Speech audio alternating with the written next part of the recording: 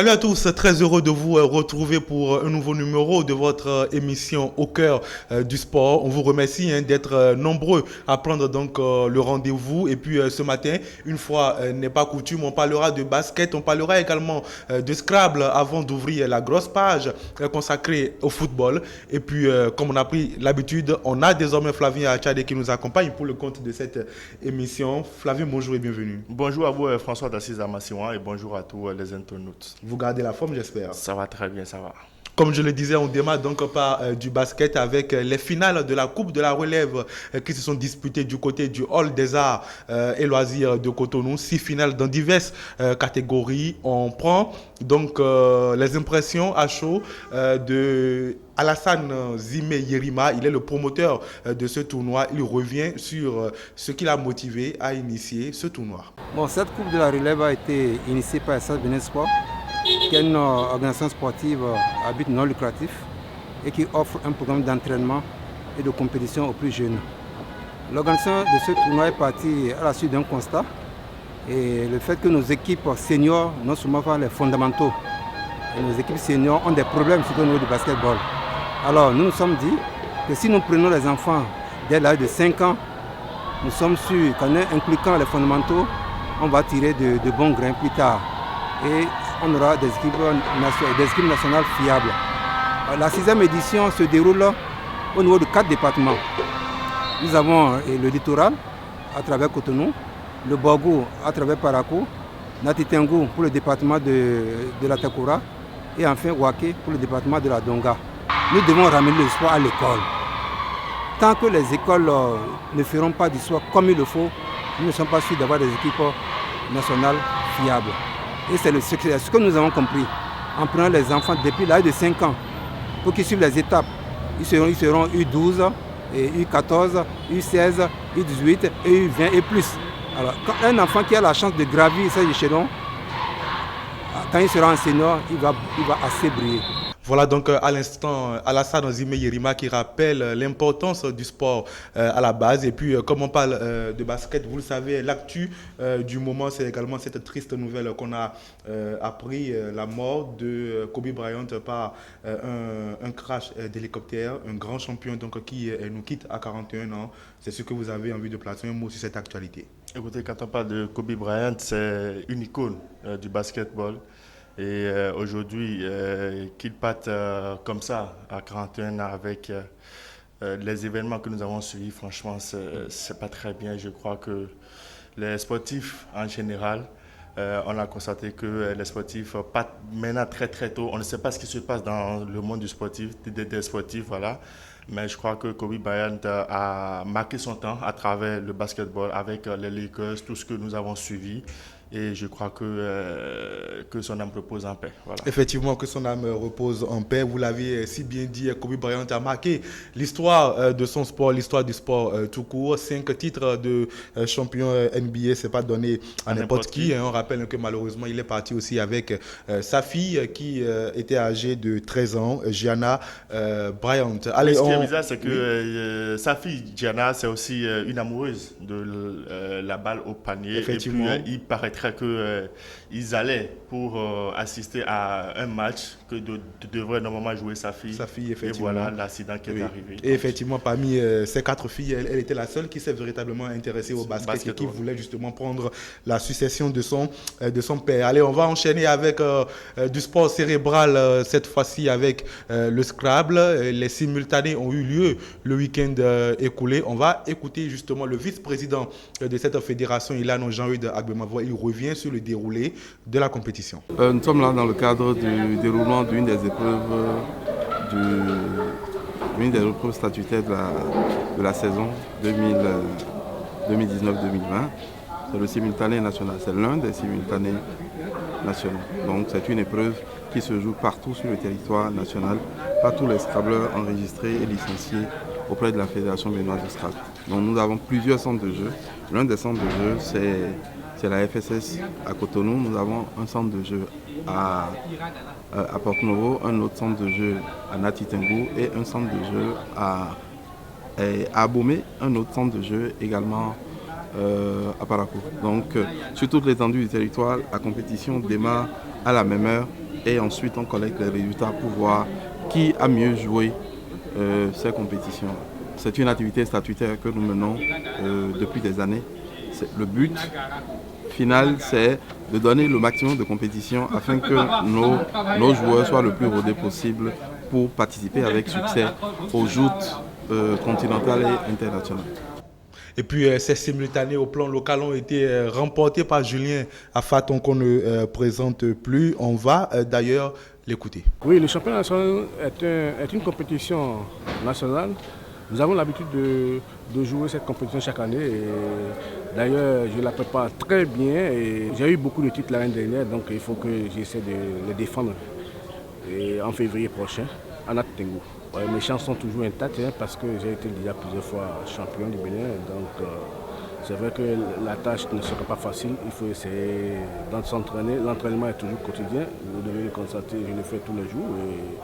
Pour être toujours en forme, ce n'est pas seulement à l'approche de la compétition, il faut s'entraîner toute l'année. J'essaie de travailler sur le vocabulaire au moins 2 heures par jour. Ça c'est le minimum, ça dépend de ma préoccupation. Sinon 2 heures par jour, c'est déjà suffisant pour travailler le vocabulaire pour moi.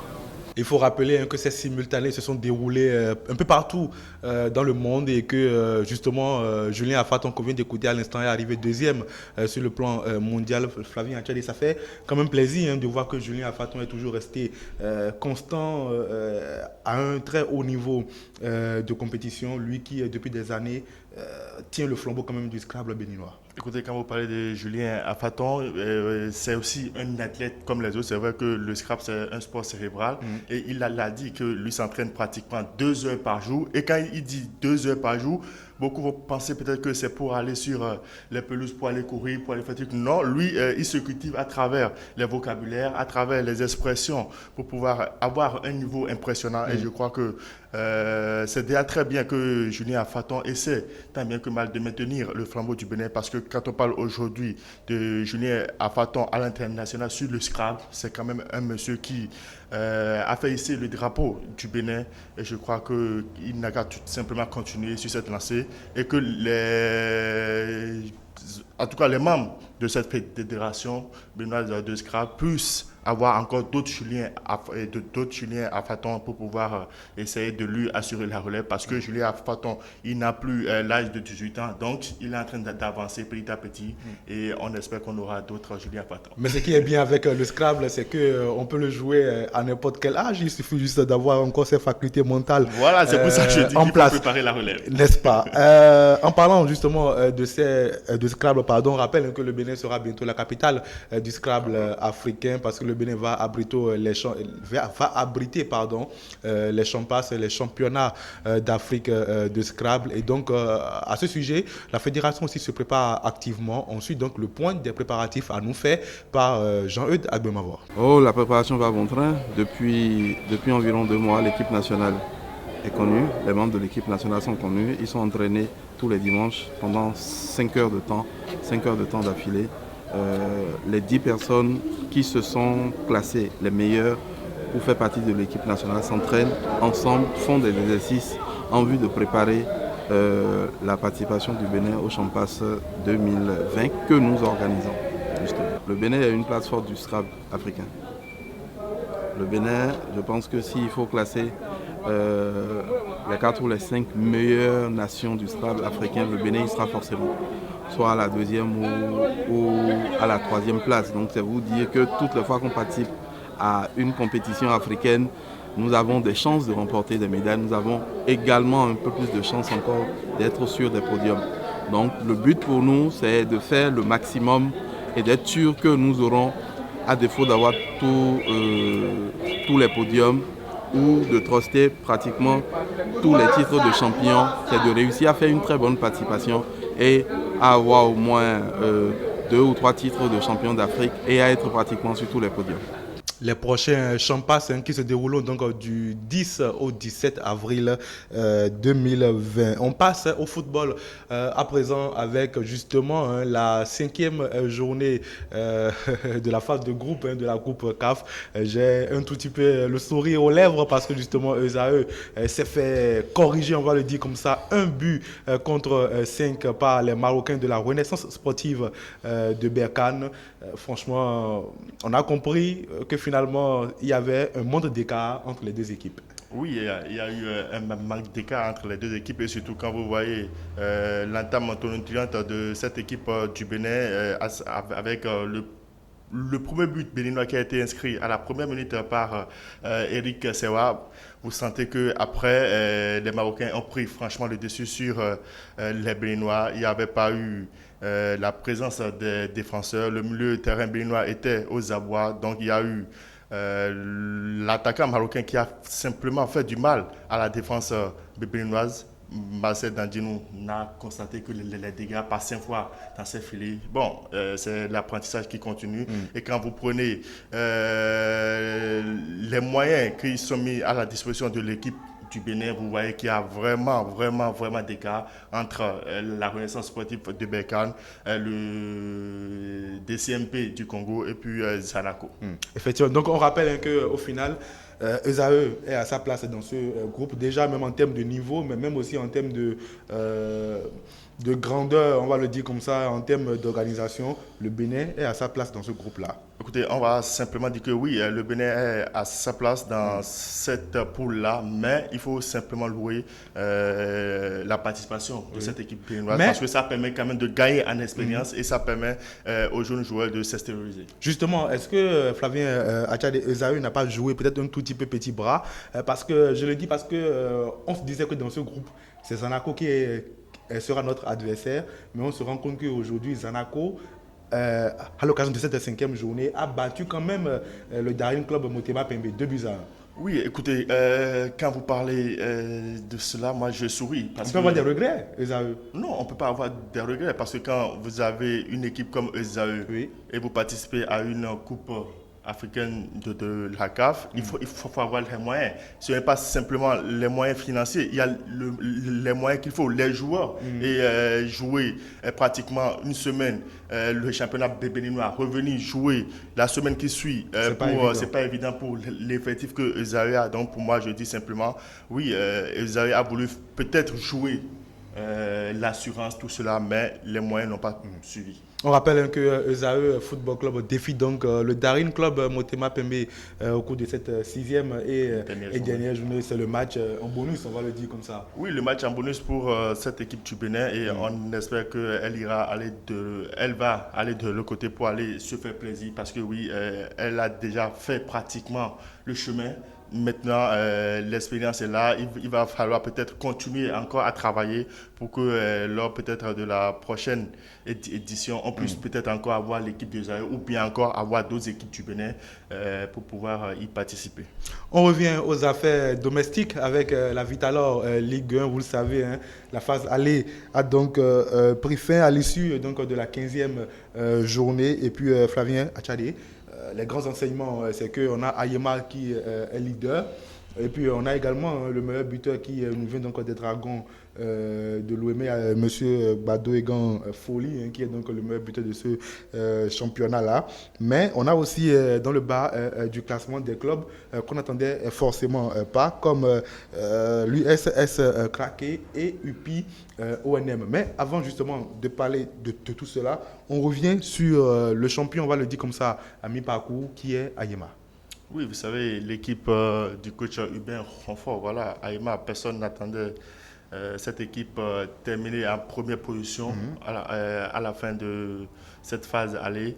Et je crois que Hubert Renfort, quand vous voyez l'équipe d'Ayema jouer, vous sentez qu'il a essayé de mettre les joueurs en confiance, qu'il a mis beaucoup les joueurs pour qu'ils puissent vraiment jouer. Je crois que c'est ça qui a payé lors de cette phase aller. Pour moi, on va voir si cette équipe va garder encore cette forme-là qu'elle a gardée lors de cette phase aller, lors de la phase retour. Mais c'est déjà bien que Ayema, qui était pratiquement aussi au fond du classement lors de la 6e voire 7e journée, revenir à la tête de ce classement de la Vitalor Ligue 1. Voilà, et puis on va également parler des clubs que on peut dire n'ont peut-être pas véritablement fait le job, les cadres qu'on attend et qu'on retrouve justement dans le ventre mou du classement. Je veux parler des clubs comme Panthère, Aspac et Beke qui se suivent même d'ailleurs respectivement au classement 7e, 8e, 9e. Oui, Panther, Aspac et Beke, c'est vrai, c'est des équipes qui étaient très très attendues avant même le début de ce championnat. Pour que vous touchiez un peu dans ce que Sandro dit, on a Eusao qui est 3e avec 3 matchs en moins et pourtant aucun de ces clubs qu'on vient de citer, Panthère, Aspac, Beke, n'a pu atteindre les arrêts. Non, écoutez, quand vous parlez de Esaü, c'est une équipe qui s'est bien préparée pour moi. C'est vrai qu'ils sont troisième voilà, au terme de cette phase aller-là, mais il faut dire que c'est une équipe qui a démarré la préparation très très vite que les autres. Le championnat a démarré pratiquement en octobre. Esaü se préparait déjà pour affronter la Coupe de la Confédération. Donc pour moi, c'est une équipe d'Esaü qui s'est très vite mise au travail et je crois que c'est cela qui permet de voir Esaü à cette position-là. Maintenant, Aspac et autres, c'est vrai que l'ambition de ces clubs-là était déterminée peut-être premier avant la phase de retour, mais ce n'est pas ça. On espère que les coachs respectifs vont prendre cette phase retour-là pour réellement travailler et quand vous voyez Aspac jouer, vous sentez qu'il y a quelque chose qui est fait, mais devant les buts, ça ne marche pas souvent et je ne sais pas si c'est aussi le problème d'attaquant ou le problème de finition qu'on a souvent dans les différentes équipes qui continuent toujours. Mais je crois que lors de cette phase retour-là, il y aura beaucoup d'équipes qui vont essayer de revenir au classement. USS Kraké, UPONM, les bons derniers de la Vitalol Ligue. Comme dirait l'autre, les mauvais élèves. Bien sûr, de la classe. de la classe, mais bon, vous savez, l'équipe de Magloire Hockey, c'est vrai, c'est une équipe en reconstruction. C'est des jeunes que Magloire Hockey a voulu prendre pour faire décoller en quelque sorte le football. Mais pourquoi avoir balayé alors pratiquement 80% de l'équipe qui a joué le championnat l'année dernière? Non, écoutez, c'est lui seul qui peut répondre. C'est lui seul qui peut répondre parce que moi, je ne sais pas quelles sont ses ambitions avant le début de ce championnat-là. Oui. Maintenant, je ne sais pas si c'était simplement de faire la promotion des jeunes qu'il a voulu balayer l'effectif qui a joué la précédente saison. Oui. Mais j'espère que USS Kraké et puis UPI vont essayer de revenir. Mais c'est très, très mal barré pour ces deux équipes-là parce que là, je ne sais pas, c'est très très difficile, surtout quand vous voyez, c'est pratiquement 16 points et 17 points, c'est très très difficile. Avec Aspac, Beke et autres qui vont essayer de revenir lors de la phase retour. Franchement, ce sera compliqué. Il va falloir avoir un mental dur pour pouvoir jouer les 15 dernières journées qui restent. Flavien Achadi, cette phase aller de la Vitalol Ligue 1, c'était aussi la phase des entraîneurs, je veux dire quoi, qui ont déposé le tablier ou qu'on a peut-être viré. Il y a eu le cas avec Bruno Goudjo Abdullah qui a donc laissé UPI-ONM dont on parlait tout à l'heure. Et puis, dernièrement, on a aussi Ibrahim Da Silva, coach du Real Sport de Parakou, premier nom relégable qui a aussi été justement limogé par ses dirigeants. Oui, vous savez, Ibrahim Da Silva et le Real Sport, ça finit depuis. Et quand vous voyez le communiqué sorti par la direction du club, vous sentez que l'équipe ne va pas très très bien. C'est vrai que c'est une équipe de Real Sport de Parakou qui a été premier en 3e division, qui a été premier en 2e division et qui aimerait certainement terminer encore premier pour la Vitalol Ligue 1. Même pour moi, je crois que peut-être les dirigeants ont mis la charrue avant les bœufs parce que jouer la Vitalol Ligue 1, il faut avoir l'expérience et je crois normalement qu'on devrait peut-être laisser la main à Ibrahim Da Silva de travailler forcément d'abord pour le maintien et après revoir les ambitions des dirigeants de ce club. Sinon, franchement, moi, je ne vois pas pourquoi est-ce qu'on aurait viré le coach si on n'a pas une ambition qui est un peu démesurée pour moi. Effectivement. Allez, on reviendra donc sur toutes ces actus prochainement parce que là, le temps est complètement parti. C'est donc déjà la fin, comme le dit l'adage, les bonnes choses ne durent pas assez. On se donne donc rendez-vous mercredi prochain pour un autre numéro de Au cœur des sports. En attendant, on remercie donc vous tous qui avez pris le temps de nous suivre. On remercie également l'équipe de production et de préparation de cette émission. On n'oublie pas Marcel Fondi et Mazirat Idrissou. Au revoir.